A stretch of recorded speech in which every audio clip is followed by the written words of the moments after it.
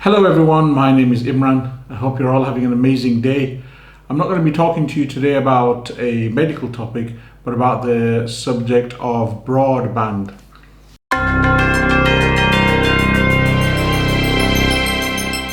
More specifically, I will be looking at a product called BT Fibre 900, which I believe at the time of recording this video is the fastest home broadband product available in the UK. BT have also launched a product called Halo 3, which is marketed as Unbreakable Home Wi-Fi. It basically reverts to a mobile phone data connection should the fixed landline go down. And it mentions here that they actually use EE. This is following BT's partnership, or takeover should I say, of EE some time ago. Backup mobile connections are nothing new, but this is the first time I've actually seen a mainstream provider offer this to home broadband. So this may well be a UK first, as BT have mentioned here. I'll start by going through whether you actually need a 900 megabit connection, and even if you did get this connection, could the devices you have at home actually download at this speed? I'll talk about my experience with BT over the years in terms of reliability and customer service. I will go through the ordering process for a BT Fibre 900 and have a look at the installation. BT provides you with a Smart Hub 2, which is this thing here.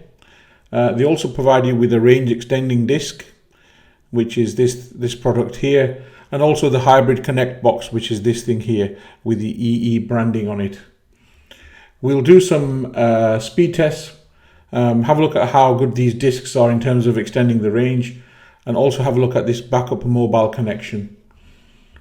Hopefully by the end of the video you will have a good grasp of whether this product is right for you. So let's start by some background to this video. I live in the English countryside, and until recently getting any kind of broadband connection here was a plus. In fact, I'll show you here a broadband availability check for a friend of mine who only lives a few miles away from me, and as you can see there is only one option available and the connection speed is dire. This was the situation that I faced not too long ago. Estimated speed range of between 3 megabit and 7 megabit with a stay fast guarantee of 1 megabit and an upload range speed, 1 megabit basically. And also it's very expensive relative to what you're getting. Not only will there be a problem with fixed broadband, but any kind of mobile internet connection. However, I've recently moved into a new build property and was very surprised that my house had fibre to the home installed. By the way, I'd just like to clarify that this video has not been sponsored in any way by BT or anyone else for that matter. I have ordered this product for my own home and I am showing you the results based on my own experience. If we look at this picture here on the BT website, you can see some of the technology that's used to connect broadband to your home in the UK. Many areas now have fibre to the premises, also known as FTTP, as they've mentioned here on the website. This is illustrated here on the right hand side, where here you've got the BT exchange and there's a fibre cable going straight from the exchange to your house. If you look on the other side, you can see there is a partial fibre connection going to the cabinet, which is that green thing that you usually see next to the road. And then from the cabinet to your house is a standard copper cable. Now obviously because you're stepping down here from fibre to copper, you will notice a reduction in the maximum possible speed that you can get. But remember, technology to get faster speeds over copper may well improve over the years. If you live in a particularly rural area, there are potentially other options open to you. Here in Lancashire, you may be able to use wireless broadband, and here is a provider that my friend uses at home, which does provide a good connection. However, as you can see here, it does come at a premium in terms of cost, and also the home connection at least appears to be limited at 100 megabits per second with an upload of 25 megabits per second. The other way that you can get high-speed broadband in the UK is through a cable connection, but Virgin Media, who by the way provide an excellent commercial connection where I work, are not here in my area, so that's not a viable option. Let's start by looking at next whether you actually need a 900 megabit connection. it's also important not to focus not just on the download speed, but also the upload speed. And as you can see from the options here available at my address, the upload speed does vary based on which product you choose. So if you look here, the slowest speed available at my address appears to be 36 megabit with a 10 megabit upload, and it goes all the way to this full fiber 900, which is a 900 megabit download speed and 110 megabit upload speed. So this is the one that we're going to go for. It does include a landline. Not everybody uses a landline nowadays, but I've taken it with a landline because I have a lot of people actually ringing in, even though I don't bother ringing out from the landline anymore. If you look at my personal situation, it was the case that very little uploading was done in the past. Streaming Netflix, watching videos on YouTube, and other video services will eat into your download speed. There are, however, some services that also use a higher proportion of the upload speed as well. Now that we have video calling services such as WhatsApp and FaceTime, these will also eat into your upload speed, or your upload bandwidth, as should be said more accurately.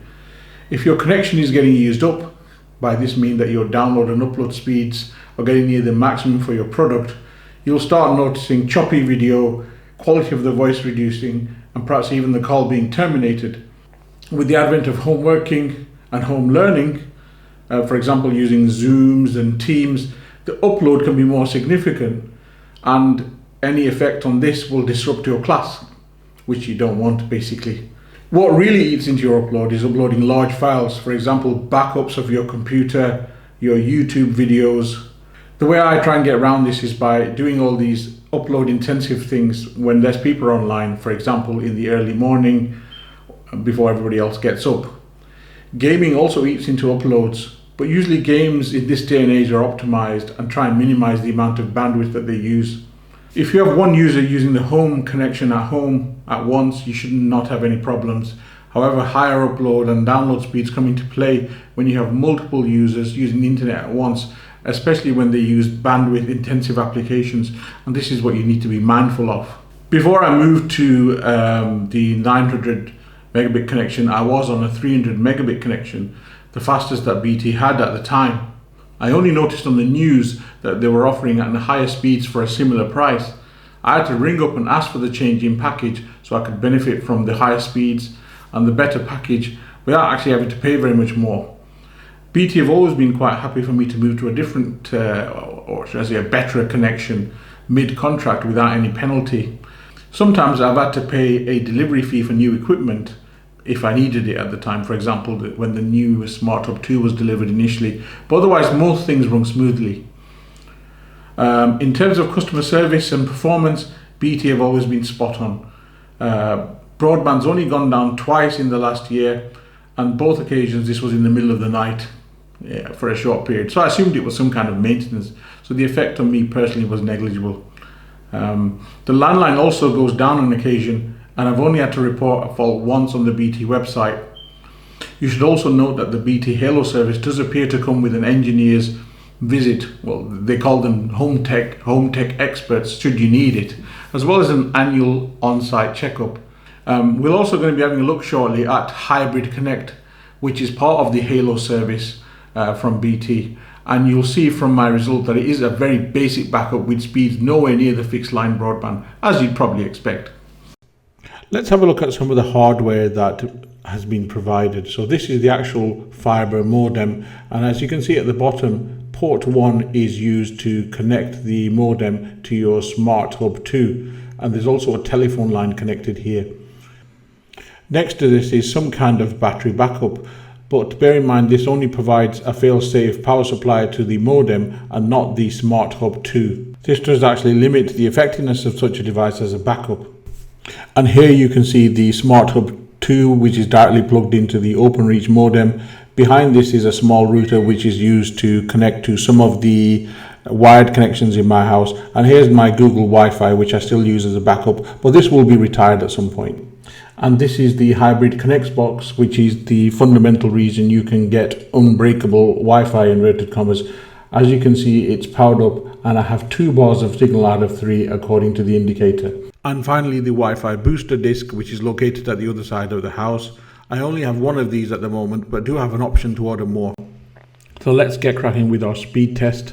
Again, using an iPhone 12 Pro Max. This is 1 meter from the Smart Hub 2, so within direct sight, and we're getting a very impressive download that's well over 500 megabits per second, and upload is equally as impressive. Again, I think over 100 megabits per second, so very, very impressive results there. So now we're moving on to, this is again the Smart Hub 2, but we're a bit farther away. We're 2 walls away. And again, still very impressive, 290 megabits per second download, considering that we're 2 rooms away on the same level as the Smart Hub. And upload, again, 110 megabits per second. This does appear to suggest that we can actually go faster if BT should want this to in the future. Okay, now this is the Smart Hub 2 again. This time we're going upstairs with no disc. There's no extender there. This is several rooms away now and the next floor up, and our download speed has reduced to 63 megabit per second. So you would not notice this if you were on a slower broadband subscription. And upload is also wavering a little bit, hovering between 9 and 24 megabits per second. So here the effects of walls and a going up a level is being felt. Right, this time we're moving again upstairs, this time with the disc on. The disc is connected through Wi-Fi to the hub downstairs, and we're getting a very respectable speed now of 295 megabit per second download. And as you can see, the bars are full bars on the iPhone. Uploads, again, we're maxing out that the speed allowed by BT. So very impressive scores here. Now upstairs, again, but this time the disc is connected directly to the Smart Hub 2 with an Ethernet connection. So there's a wide backhaul, and as you can see, it's performing more or less as though we were downstairs right next to the hub. A very minor reduction in speed. But download speed is very impressive, 440 megabits per second. And repeating the same test, this time with the Google Wi-Fi hub, again 1 meter from the hub, and almost identical speeds to the BT Home Hub 2. So Google Wi-Fi more or less the same as the Home Hub in this circumstance. Finally, let's conduct a wired test. This is using Ethernet directly to the Home Hub 2, using a Windows PC, and it's interesting here, isn't it? We're getting about 560, 580, 600 megabits per second download. Let's have a look at what happens to the upload. I assume the upload will just max out at 110. Yeah, upload is wavering a little bit, but it is maxing out. I suspect we're at peak time, so I'm going to repeat this test again in the evening when there's less people on, and let's see if it makes a difference. And now let's look at the complete Wi-Fi hybrid connect. The Wi-Fi Connect device is 1 meter from the Smart Hub 2, and the phone is 1 meter from the Smart Hub 2 as well, so they're really in close proximity. And we're getting download speeds of about 20 megabits per second. Interestingly, the speed test is still showing that we're connected to BT and not EE. Upload is taking a while we've got an upload of about 4 and 5 megabits per second. So if you're having multiple people using the fiber and it goes into hybrid connect, then we are going to have problems. Just out of interest here, I also have a Vodafone SIM card in the house, and the data speed for Vodafone on 4G, bearing in mind that we've got full bars, is 60 megabits per second. But this is not a fair comparison, as there may be other customers who have EE signal at full strength, which I simply can't achieve here in my home. So just as a comparison, Vodafone 60 megabit download, 21 megabit upload. So there we have it. Now that we've completed all those tests, I can say that BT Fibre 900 is an excellent broadband product. Perhaps don't expect to get the full download speed at peak times, but we are still well within the BT Stay Fast guarantee, which is 450 megabit download for this package. I've not tested the Smart Hub 2 with multiple devices. Perhaps that's one for a further video. The hybrid connect backup should only be used as that. The download and upload speeds may cause a significant problem if multiple users are online when the fixed line broadband goes down. Again, for a future video perhaps. If you look at the price difference between BT Fibre 300, which is the next package down, and BT Fibre 500, it's currently £10. However, with BT Fibre 300, you'll get an upload speed of 49 megabit with a stay guaranteed download of 150 megabit. If you opt for that package, this could mean at peak time your 300 megabit download could become 150 megabit perhaps. I'm not sure. Based on everything that I've seen today and my own tests, I'm giving Full Fibre 900 a 5 out of 5. Very well done, BT, an absolutely fantastic product. I can only hope that as time goes on, the UK will get faster and faster internet speeds at lower prices or the same prices. So that 1 gigabit currently download may become 2 gigabit at some point in the future for the same price. Hope you've enjoyed this video and I've been given a good insight into what fast fibre in the United Kingdom is like. If you have a high-speed connection, I would love to hear your comments and your comparisons with what you're getting in your own home. Are you getting better speeds with the EE Smart Connect? Is your download speeds better than I'm getting at peak times? Please put your comments below. Don't forget to subscribe to the channel and like the video, and I'll see you again next time. Thank you, everybody.